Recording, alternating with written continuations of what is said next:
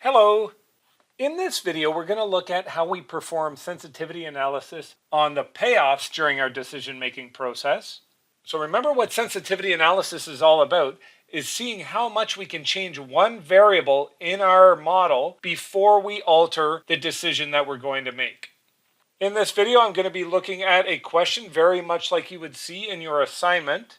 Here we're given a payoff table with 3 decision alternatives and 2 states of nature. It's the same one that was used for our sensitivity analysis based on the states of nature. The only difference with this one is that we're now also told that the payoff for state of nature 1 is 0.8 or 80%. The first 2 parts of the question really are sort of guiding us into being able to answer parts C and D. Realistically, we should not have to be asked to do parts A and B. They are absolutely necessary to answer the final 2 parts, part C and D of this question, but we'll see that as we go along. Going step by step, first calculating the expected value of whatever the recommended decision is going to be. So let's first begin by calculating the expected value of each of these decision alternatives. So from our payoff table, and with our state of nature, we can quickly calculate the expected value of each of these decision alternatives. D1 should give us an expected value of $7.8 million. For decision alternative 2, should give us $12.2 million expected payoff. And finally, with D3, $14.2 million. So now we can go and answer part A, which was asking us which of these alternatives should we choose. And based on the expected value approach, because this is profit, we would clearly say that we are going to choose decision 3 with the highest expected value payoff. Part D is simply asking us how much is that expected value payoff? Well, it's $14.2 million. And you will soon see that the expected value of the second best alternative is going to be more critical as we go to the next 2 parts, parts C and D of the question. In part C and D is where we were actually asked to do the sensitivity analysis for these payoffs. So we're going to start by assigning variables. So remember that with sensitivity analysis, we're seeing how much can we alter these things. So we're going to assign a variable to the things that we want to alter, much like we did when we did it on the states of nature, where we associated a variable of P to one of those states of nature. Here we have 2 separate payoffs, one for each state of nature, and unlike the states of nature, they are not related. Remember, when doing this on the states of nature, I could associate the variable P to one, and then 1 minus P to the other, because those 2 things were always related to each other. Here, that's not the case. I need a separate variable for each payoff. So for now, I'm just going to assign A to be the payoff for S1 and B to be the payoff for S2. So with that, I could go and calculate the expected value for any decision alternative by taking 0.8, the S1 state of nature, times A, my variable that I've set for that payoff, plus 0.2 times payoff B. So with that said, we know that D3 will remain the optimal solution as long as its payoff is better than the next best option. And going back to where we calculated those for a second, the next best option was decision alternative 2, where we had a $12.2 million payoff. So as long as D3's payoff remains better than that, remains higher than that, because this is profit, if it was cost, I would obviously choose the lowest one. But because this is profit, as long as our expected value of D3 remains above that next best option of 12.2 million, we're going to keep choosing D3. Like I said, D2 was the next best option with an expected value of 12.2. And as long as our D3 option stays better than that, we're going to keep recommending it as our best solution.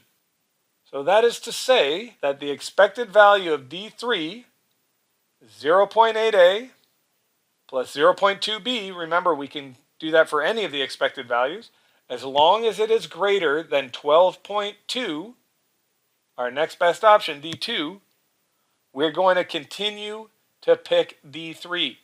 But the key is here again that we can only change one of these variables at a time. I cannot plug in both A and B into this function at once. anytime we perform sensitivity analysis, it is always one variable that changes while the rest of the model remains static. As soon as we change a whole bunch of things, then we've got to recalculate the model from the very beginning. Which means here, since A and B have no relationship to each other, unlike S1 and S2 previously, we have to handle each of these state of nature payoffs individually. So I'm first going to deal with S1, that's what was asked of in part C, and then I'll deal with S2, what was asked of in part D. Just reminding myself of the initial payoff table, beginning with S1. And remember, if we're starting with S1, we're going to alter that payoff, which means we have to keep the payoff for S2 static. And the payoff with S2 was that negative $9 million. So keeping that at negative $9 million, but plugging in the variable for the S1 payoff, we have the expected value of D3, 0.8 times A, that one that we're going to change, plus the original, 0.2 times the negative 9 million. And we've already said as long as that remains above 12.2 million, that next best option, we're going to keep going with this. And all we have here is really an inequality that we can rearrange with the use of algebra and solve for A. So simply performing the math here, 0.2 times negative 9 gives me negative 1.8. Move that over to the other side. We end up with 0.8a as long as that remains greater than 14.